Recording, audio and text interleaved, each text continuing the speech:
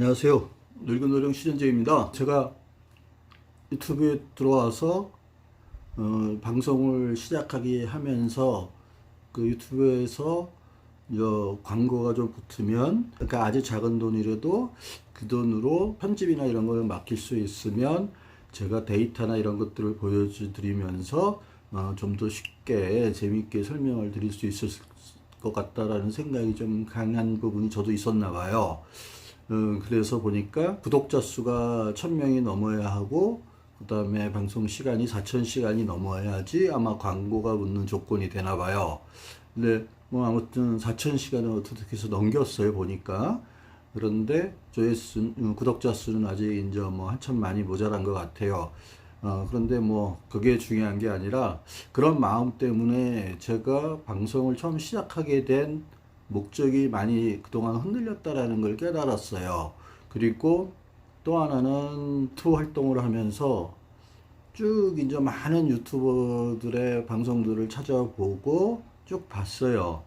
저번에도 말씀드렸다시피 정말로 보수 유튜버나 이런 쪽에서는 정말로 배울 게 단 하나도 없고, 거기에는 진실이라는 게 없었기 때문에 솔직히 도움이 될 게 없어서, 그쪽은 정말로 보는 것 자체가 인격 수양이고, 그 다음에 고난의 시간들 같은 거였어요.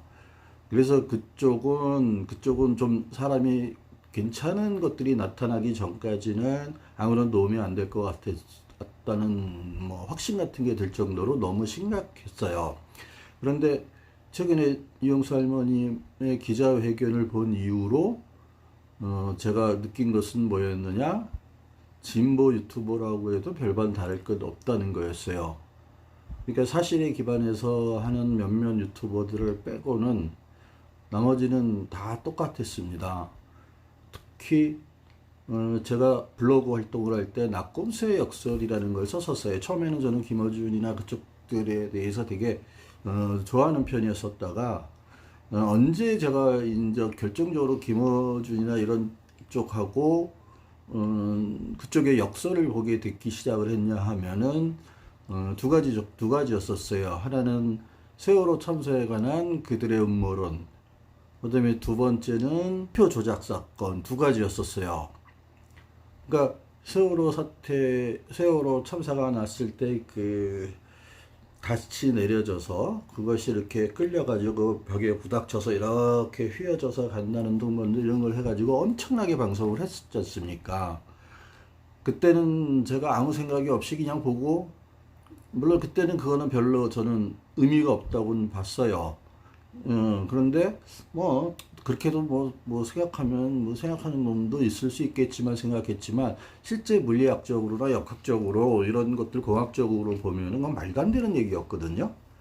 그건 그렇게 될 수가 없는 겁니다. 그 거대한 세월호를 다시 바위에 뭐 이런 거에 부닥쳐서 그거에 따라 이렇게 변화해서 쭉 이렇게 갔다?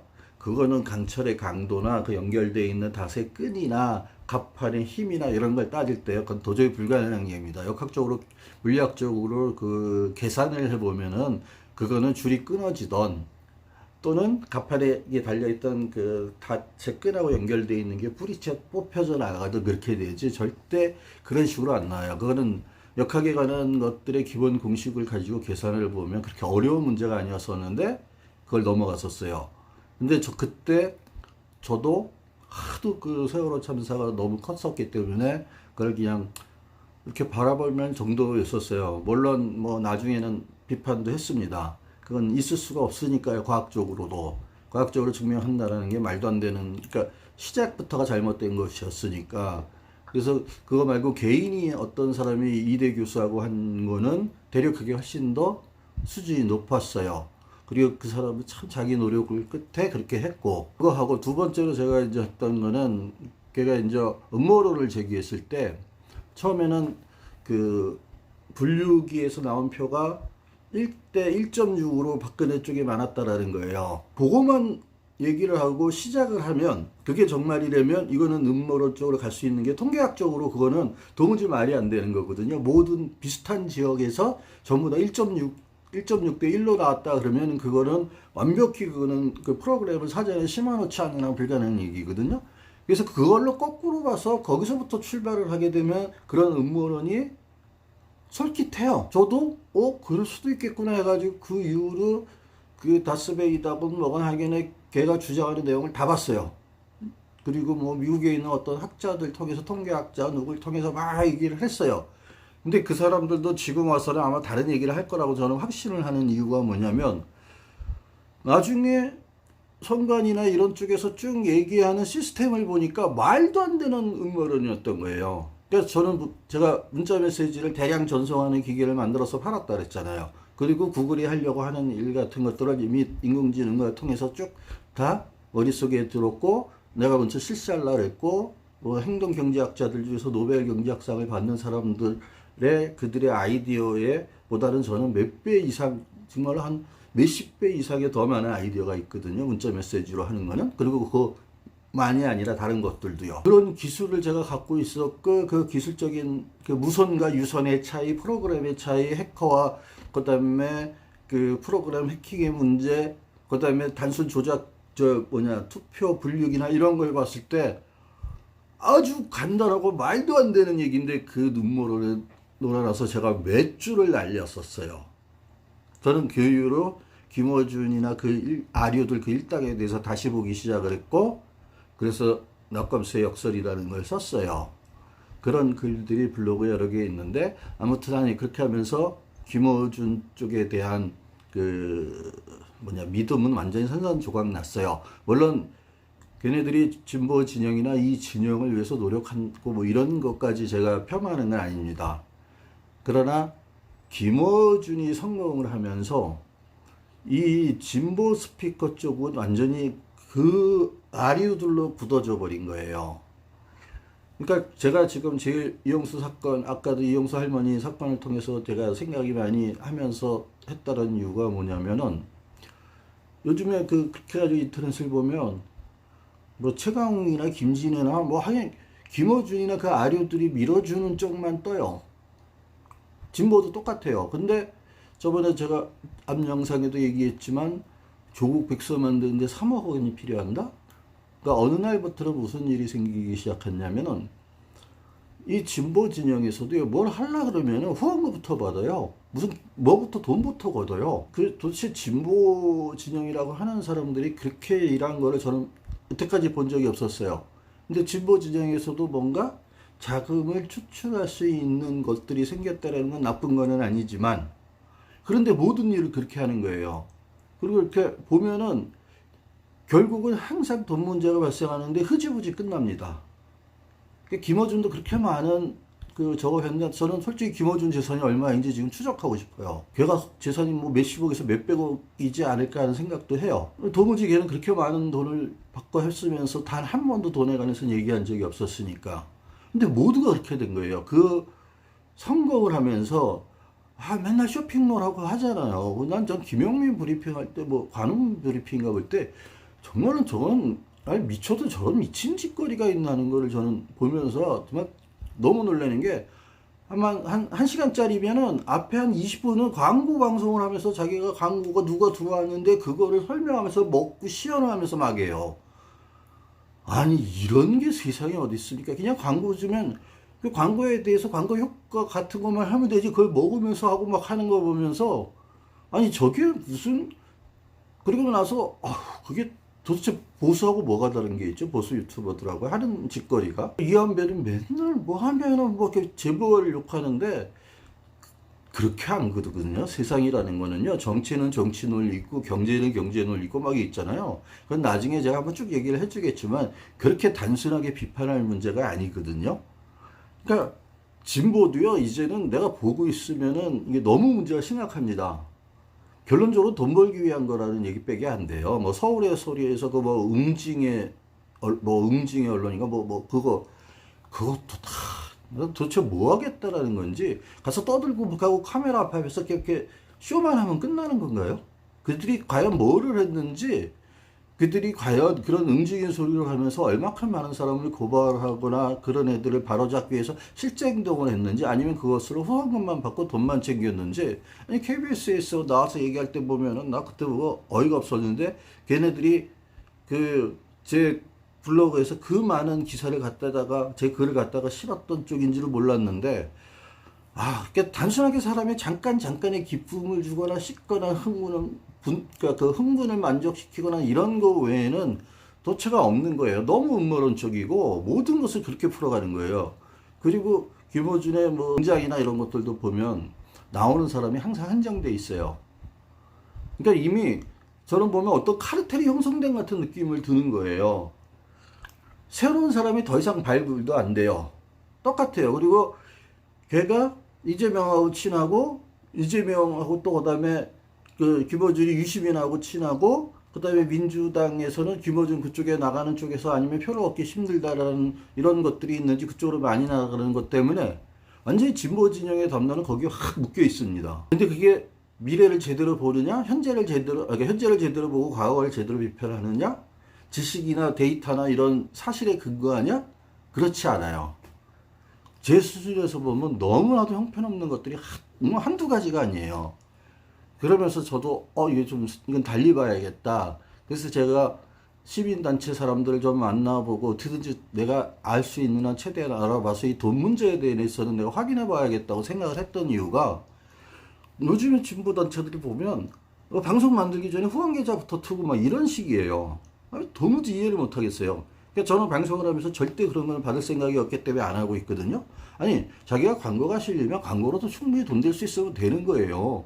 아니, 진보를 하면서 그런 거 진보 스피커 하면서 그렇게 돈을 많이 벌어서 처먹겠다라는 생각을 갖고 있으면서 무슨 자기가 정의를 얘기하고 불평등을 얘기하고 올바른가 이런 거에 대해서 얘기를 하고 미래세대에 대해서 얘기하고 합니까? 자기는 솔선수범하지 않고 떠들기만 하면 된다라는 거예요? 언제 진보가 그렇게 됐죠? 아니, 물론 마르크스는 폭력혁명을 일으키기 위해서 어지간한 정의에는 신경도 안 썼어요. 복지제도나 이런 거에 또 반대했어요. 왜냐면 걔네들은, 마르크스는 마지막 그 목표점만 보고 모든 것을 설파했기 때문에 그럴 수밖에 없었어요. 그래서 그거를 극복해가는 유럽에서는 마르크스가 별로 도움이 안 됐거든요. 그래서 다른 사회주의들이 도움이 됐고, 그래서 유럽이 시장경제까지 다 합쳐지면서 자본주의 강국이 되고 선진국이 되고 복지국가가 되고 그랬던 거예요. 그런데 그런 미국도 요즘에는 많은 한계를, 그러니까 유럽이나 이런 것도 많은 한계를 드러내잖아요. 미국이 형편없는 건요, 이루 말할 수 없는 많은 것들이 있습니다. 데이터나 자료들이. 근데 미국이 경제성장이나 나라의 규모나 이런 거로서는 어마어마해요. 천조국 소리 막 듣는 것만큼 걔네들이 무기적으로 그 힘만 없으면요, 그렇게 대단한 나라가 아니 되는 거거든요. 이런 나라가 지금도 막 우리나라에서는 막 중국에 대한 비판을 많이 하는데요. 그 지구온난화나 막 이런 거에서 중국이 뭐 제일 많이 나오고 우리가 미세먼지를 많이 이렇게 받으니까 그런 얘기를 하는데요. 중국에서 날라오는 미세먼지의 그 원래 주인들을 따져보면 거의 대부분이 외국 기업들이었습니다. 거기다 공장 세운 애들이 만든 거거든요. 그러니까 최근에 몇 년에 걸쳐서는 중국 기업들이 훨씬 더 많아졌지만 전 세계의 모든 나라들이 거의 다 공장 다 세웠습니다. 그 세운 것이 날라온 거예요. 그러니까 그런 거는 우리는 들여다보지 않는다고요. 그 다음에 중국이 많이 한다 그러지만 1인당으로 이산화탄소 배출이나 이런 배출을 하면요, 어디가 제일 많이 배출할 것 같습니까? 당연히 캐나다, 미국 이런 데예요. 그리고 미국은 세계가스 이런 거 쓰면서 더 심해졌습니다. 1인당으로 따져야 되는 거예요. 중국이라는 나라는 15억 가까운 인구가 살고 있습니다. 그러니까 그 사람도 인간적으로 살아야 될 거 아니에요. 그러다 보면은 그 양이 늘어날 수 있지만 아직도 중국 1인당 배출하는 이산화탄소의 가스의 배출량은요, 미국이나 캐나다하고 비교하면 아직도 한참 떨어져 있어요. 인도도 마찬가지입니다. 그런데 모든 담론이나 그런 것이 그렇게 얘기합니다. 우리나라 언론들은 항상 그 백인 담론 위주로 얘기하잖아요. 그렇게 얘기하는데 진보나 보수도 마찬가지가 돼서 유튜버까지도 이제는 이 구글이 생기고 그다음에 팟캐스트가 생기고 이런 것이 생기면서 너무 돈에 나는 찌들었다는 생각을 이제 지울 수가 없습니다. 그래서 그 부분에 대해서는 계속 파고들 생각이에요. 그리고 물론 그들이 돈을 더 벌어도 된다라는 거에 찬성하시는 분이 많으면 그건 어쩔 수 없겠죠. 그리고 그러니까 다른 데서 벌어서 나는 강남 좌파가 돌아가고 이렇게 하는 거는 좋다고 생각해요. 그러나 그런 진보 스피커를 하면서 이런 거를 하면서 자기가 움직이면서 결론적으로 돈을 벌기 위한 거다? 그래서 뭐 재산 추적이 뭐 수백억으로 넘어간다 이런 거, 수십억에서 수백억으로 넘어간다?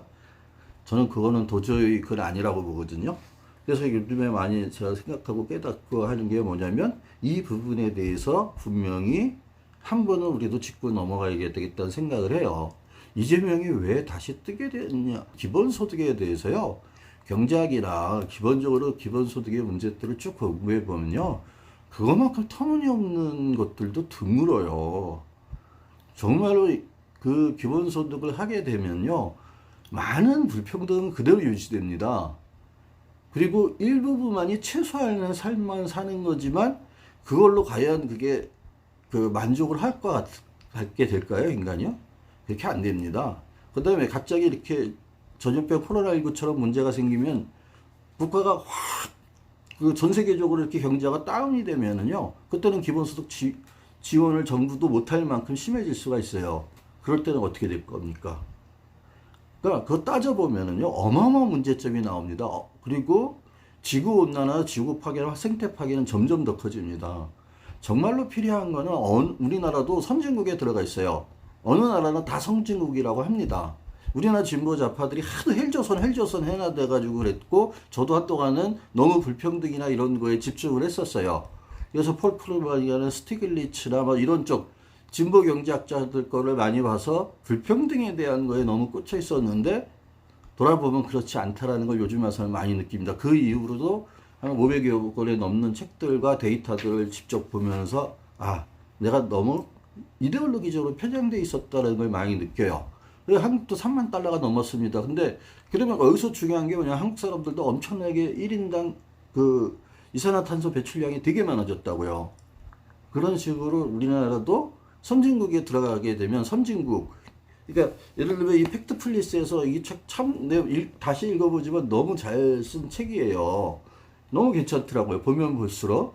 그런데 이제 다 읽었는데 이 책에 이 사람이 주장하는 내용도 그겁니다. 이 사람은 국가의 그 소득 단위에 따라 1단계, 2단계, 3단계, 4단계로 나눴어요. 나라를요. 4단계로 나누고 그 1단계가 절대 빈곤한 나라들입니다. 빈곤층이 주로 있는 한 인구의 10억 정도 돼요. 2단계가 우리가 옛날에 말하는 개발도상국이나 그 중진국, 후진국이라고 얘기했던 그런 나라들인데 그쪽이 한 30억 명 정도 돼요. 예전에 중국이나 인도가 여기에 다 들어가 있었어요. 그 다음에 이제 3단계입니다. 3단계가 예전에 한국이나 이런 데들이 2단계, 3단계를 거쳐서 지금 1단계 우리는 올라와 있는 거예요. 일본이고 뭐 싱가포르고 이런 나라들. 그런데 이제 지금은 인도네시아, 말레이시아도 3단계까지 다 올라왔어요. 중국도 마찬가지고요.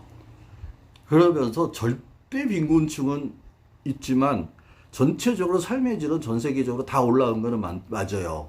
그런데 그 차이의 불평등의 차이 문제가 커졌기 때문에 19세기만큼 불평등이 커져가는 문제이기 때문에 이 문제에 대해서 항상 생각을 해야 되지만 기본소득 같은 거는 그러한 불평등을 줄이는 게 아니라요. 지금의 그 이재명이나 얘네들이 떠드는 거는 그런 식으로 하는 거는 불평등을 줄이는 게 아니라요. 국가의 부채는 늘리면서요. 기존의 불평등은 유지하면서 소비만 늘릴 뿐입니다. 그건 지구온난화 이 파괴는 더 커집니다. 생태 파괴는. 그러니까 이런 식으로 기본소득이 진행된다는 것 자체가 말이 안 돼요. 기본소득을 하려면 정말로 증세하고 제대로 하고 그리고 나서 그거를 가지고 한 1인당 한 200만 원, 300만 원 줘서 그 사람이 나머지 이런 기본적인 복지들을 포기하는 상태에서 스스로의 삶을 갖고 나가게 하는 게 기본소득으로 돼야 되는 게 맞는 거거든요. 상당 부분을 통합해야 돼요. 그렇지 않으면 엄청난 증세를 해야 됩니다. 근데 현대의 경제 구조는 체제가 증세하기에는 한 나라가 증세하기에는요. 하늘에서 별 따기로 이제는 바뀌었습니다. 전 세계의 선진국들이 다 내리고 있기 때문에 우리만 복지 늘리기 위해서 확 올린다? 그게 쉬운 문제가 아닌 게 현실이거든요. 그래서 그런 것까지 다 따졌을 때 그런데 그런 말도 안 되고 허접하게 정말 이 인류를 멸망으로 이끌 수 있고 대한민국의 후손들한테 정말 나쁜 것만 남겨줄 수 있는 그러한 최악의 기본소득이 논의되고 그것이 진보 진영에서 뜬다는 자체가 저는 이해를 못하겠어요. 그래서 제가 다른 거는 몰라도 그 부분에 관해서는 보수 관계되는 사람들의 주장도 있습니다. 그리고 또 하나는 이용수 할머니 이후로 그 정의연의 그 문제에 관해서 그 회계 문제에 관해서는 저는 들여다보고 있습니다. 계속 그들의 소리를 욕을 하면서도 보고 있어요. 중앙일보, 조선일보 이런 거 정말로 정신수행하면서도 보고 있습니다. 거기에서도 약간의 근거들이 나와요. 팩트들이. 그게 사실인지 아닌지를 제가 확인을 해야겠지만, 그리고 문재인 대통령이 이 기회에 그 딱 회계 부분을 정리해야 된다고, 그래서 면책까지 얘기하신 것 같은 의미로서 털고 가자고 얘기하셨는데도 아예 그거에 대한 얘기는 진행이 없어요. 그리고 민주당 놈들은 그거는 안 받아들여요, 이 새끼들이. 그러면 문재인 대통령, 너는 이제 그 과거 권력이야. 우리는 앞으로 뜨는 권력이 중요해. 이거하고 뭐가 다를 게 있습니까? 자기네들이 표 얻고 앞으로 권력을 이어가는 데에 필요한 것만 문재인 대통령 내세우겠다라는 거하고 뭐가 다릅니까? 문재인 대통령이 그 국무회의 하는 모두 발언을 얼마나 그동안 생각을 많이 하셨으면 그 얘기를 했겠어요. 그런데 그거에 대한 아젠다는 받아들이지도 않아요. 이해찬부터 김어준하고 이렇게 같이 어울리는 이 집단들이 참 민주당을 지금 잡고 있어가지고요. 얘네들이 문재인 대통령 때문에 이렇게 표 받았던 걸 몰라요. 이 새끼들은 지들이 잘한 줄 알아요. 저도 한때 속았어요. 유시민이 하도 민주당이 좋아졌다 그래가지고 유시민은 저렇게 가까이 있고 상당한 정보를 얻은 사람이니까 그렇겠구나 생각을 했어요. 믿었어요. 유시민을 안 믿으면 누굴 믿겠어요.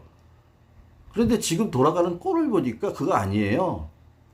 그리고 막 여기서 뭐 윤호중의 선택, 뭐 김진애를 어디하고 최강호를 어디하게 신의 한수련이 뭐니 뭐 이런 놈들이 새날이니 뭐니 다 똑같은 얘기만 해요. 저는 이해를 못 하겠거든요.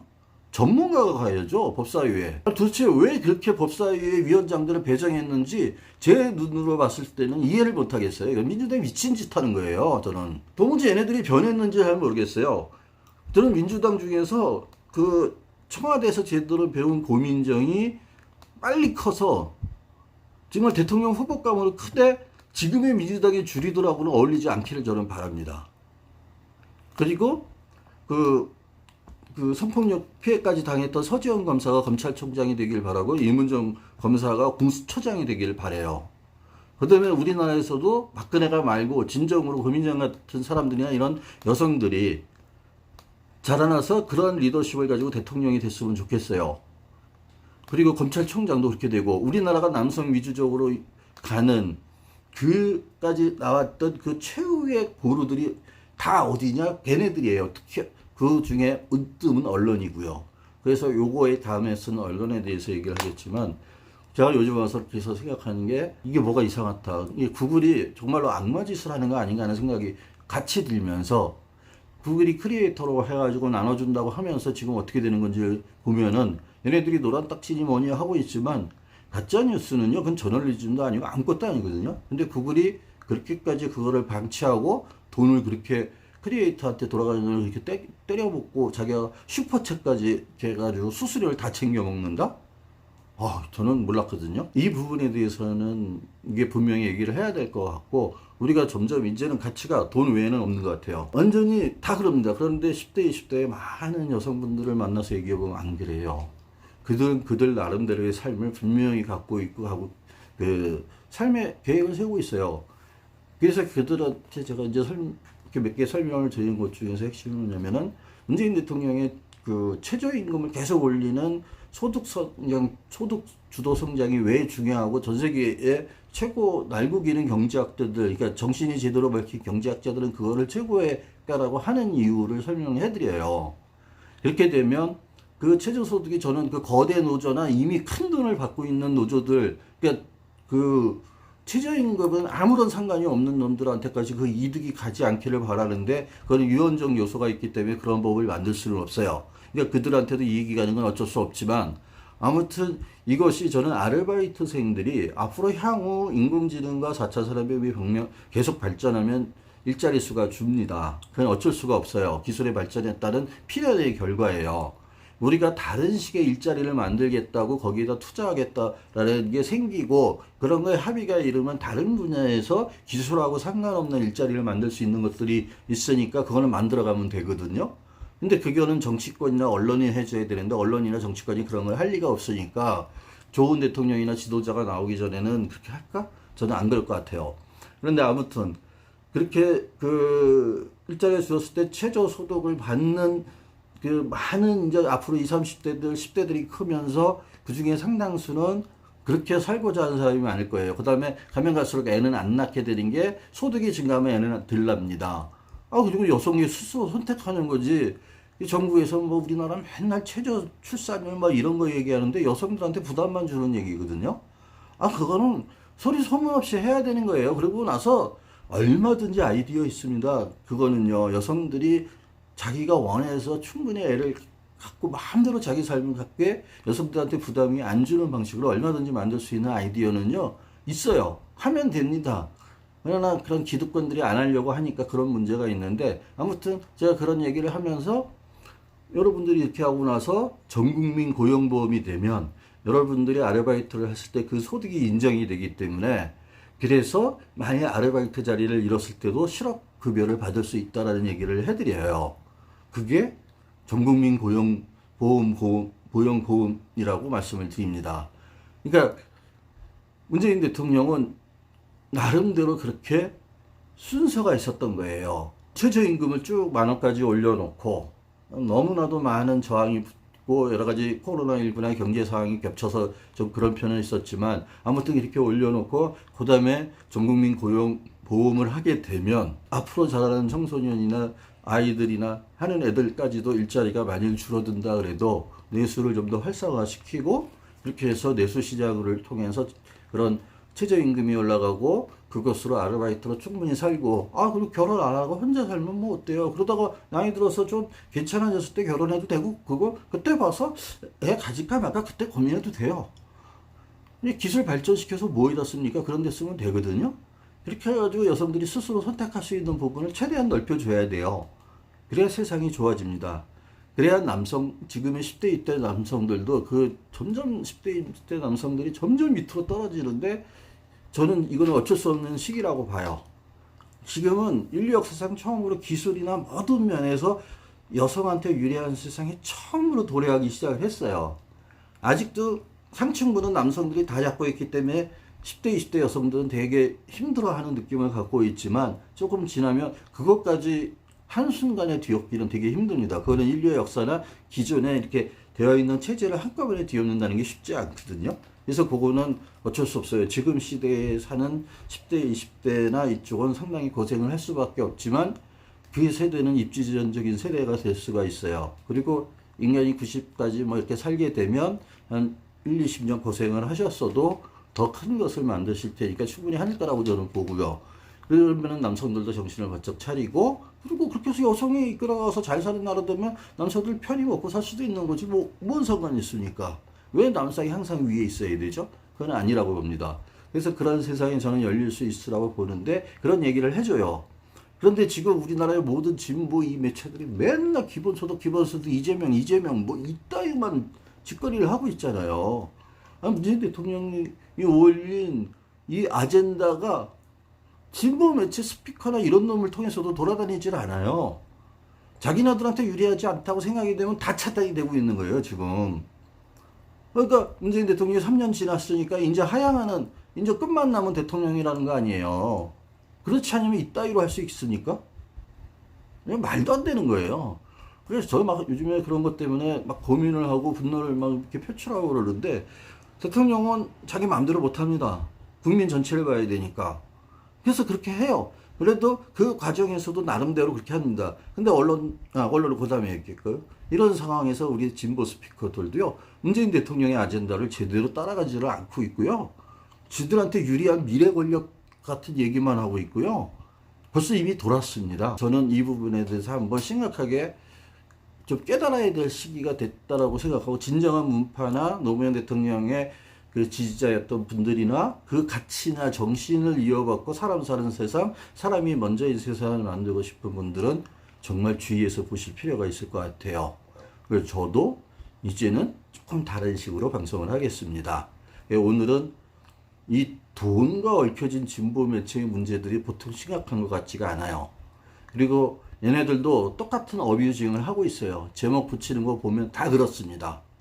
막상 들어가 나오면 아무 내용 없어요. 진보 스피커들도 돈에 미쳤구나 하는 생각밖에 안 들어요. 그래서 저는 그런 것들의 대부분을 가서 확인하고 싶어요. 아직도 열악하게 움직이는 시민단체들도 많은데, 그렇게 스피커로 뜬 애들이 과연 정말로 얼마만 돈을 독식하고 있는지 이것도 확인하고 싶은 거예요. 그래서 이 문제는 한 번은 우리는 분명히 짚고 넘어가야 되고 털고 넘어가야 될 문제라고 생각합니다. 정권 다시 뺏길 수 있는 거예요. 이런 식으로 하면은 문재인 대통령이 던지는 어젠다가 요즘 점점 죽고 있다라는 것을 저는 너무 받아들이기 힘들어서 오늘은 이 방송을 했습니다. 그러니까 제가 그 시민관계 단체자를 만난다 했잖아요. 근데 다 만나보지는 않았기 때문에 한 사람만 얘기를 듣고 그 사람만 얘기를 다 믿을 수도 없고 한두 단체만 들을 수는 없는 거거든요. 그래서 제가 가능한 한 많이 만나보겠지만 아니 자산가가 몇백억 자산가들이 벌써 생겼다라는 얘기가 돈대요. 저는 너무 충격을 받고 왔는데 아무튼 그렇습니다. 예, 그렇게 해서 돈 벌었으면 좋은 일에 써야지. 진보 스피커로 벌었으면 자기 축제하고 생겼어요. 난 도대체 이해를 못하겠습니다. 아무튼 오늘은 여기까지 하겠습니다. 예, 그래서 다시 한번 돌아보고 초심으로 우리도 국민들도 그런 부분은 진보 진영이나 민주 진영도 다시 한번 초심을 생각하고 한 번은 돌아볼 때가 되지 않았나 생각합니다. 예, 감사합니다.